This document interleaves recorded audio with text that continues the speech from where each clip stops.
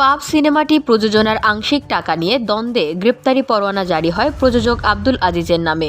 গত রোববার Dhaka metropolitan magistrate Mohammad Ehsanul ইসলামের আদালত তাকে গ্রেপ্তারের আদেশ দেন। তার বিরুদ্ধে মামলা করেছিলেন সিনেমার অভিনেত্রী জাকিয়া কামাল মুন। টাকা ফেরত দেবেন সেই শর্তে জামিন পেয়েছেন আব্দুল আজিজ, তবে শেষ পর্যন্ত টাকা দেননি তিনি। অভিযোগ অভিনেত্রীর। 2022 সালের ফেব্রুয়ারি মাসে লিখিত চুক্তির মাধ্যমে পাপ সিনেমা নির্মাণে সহযোগিতার জন্য আজিজকে এককালীন 60 লাখ টাকা দেন মুন। ওই বছরের মার্চের মধ্যেই সিনেমার কাজটি শেষ করার কথা ছিল। অঙ্গীকারনামার শর্ত মোতাবেক আজিজ বিনিয়োগকৃত টাকা ফেরত দেননি। বারবার আইনজীবীর মাধ্যমে নোটিশ পাঠানোর পরও তিনি উপেক্ষা করেছেন। জাকিয়া কামাল মুল জানান, গত নভেম্বর মাস থেকে প্রতি মাসে তাকে 10 লাখ করে টাকা ফেরত দেওয়ার কথা। মামলার পর গত 2রা মার্চ 30 লাখ টাকা ফেরত দেওয়ার অঙ্গীকার করেছিলেন আব্দুল আজিজ।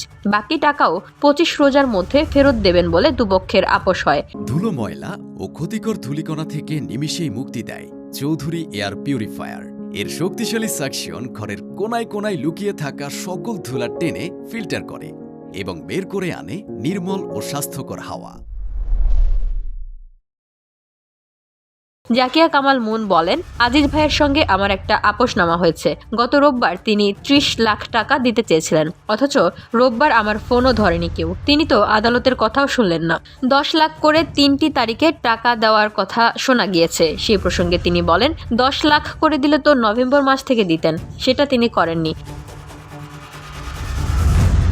প্রযোজনা সংস্থা জাজ মাল্টিমিডিয়ার পরিচালক আব্দুল আজিজের বিরুদ্ধে 406, 420 ও 506 ধারায় মামলা করেন অভিনেত্রী জাকিয়া কামাল মুন। এর প্রেক্ষিতে গত রোববার ঢাকা মেট্রোপলিটন ম্যাজিস্ট্রেট মোহাম্মদ এহসানুল ইসলামের আদালত আব্দুল আজিজকে গ্রেফতারের আদেশ দেন। এই আদেশের পর 27 ফেব্রুয়ারি ঢাকা মেট্রোপলিটন কোর্ট নং 36 হাজির হয়ে আত্মসমর্পণ করে জামিন আবেদন করেন আজিজ। পাশাপাশি আদালতে জানান, অভিনেত্রী মুনকে নির্ধারিত সময়ের মধ্যে 2 ভাগে 60 লাখ টাকা পরিশোধ করবেন। এমন শর্তেই ম্যাজিস্ট্রেট মোহাম্মদ এহসানুল ইসলাম তার জামিন মঞ্জুর করেন। পরে আজিজ বাদীকে হোয়াটসঅ্যাপে মেসেজ দেন যে 2রা মার্চ 30 লাখ এবং আগামী 26 মার্চ আরও 20 লাখ টাকা দেবেন।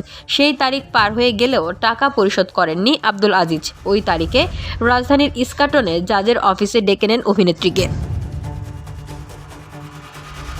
কিন্তু টাকা দেওয়া তো দূরের কথা, ওই অফিসে ঢুকতে দেওয়া হয়নি তাকে। অভিনেত্রীর আইনজীবী শিমুল জানান, আদালতের রায় না মেনে আদালতের সঙ্গে ছলছাতুরির আশ্রয় নিয়েছেন আব্দুল আজিজ। এই আইনজীবী বলেন, আব্দুল আজিজ আদালতে লিখিত দিয়ে এসেছেন যে প্রতি তারিখে 10 লাখ টাকা করে ফেরত দেবেন। পরে বাদীকে মেসেজ করেছেন যে রোববার 30 লাখ এবং 25 রোজার মধ্যে বাকি টাকা দেবেন। 19 মার্চ আরও একটা তারিখ আছে, দেখা যাক সেদিন কি করেন। জানা গেছে, পাপ 2 সিনেমার অর্থ দিয়ে জিন 3 সিনেমার শুটিং শুরু করেছেন প্রযোজক আব্দুল আজিজ। সেই সিনেমায় অভিনয় করছেন নুসরাত ফারিয়া ও আব্দুন নূর সজল। VOD Bangla news desk.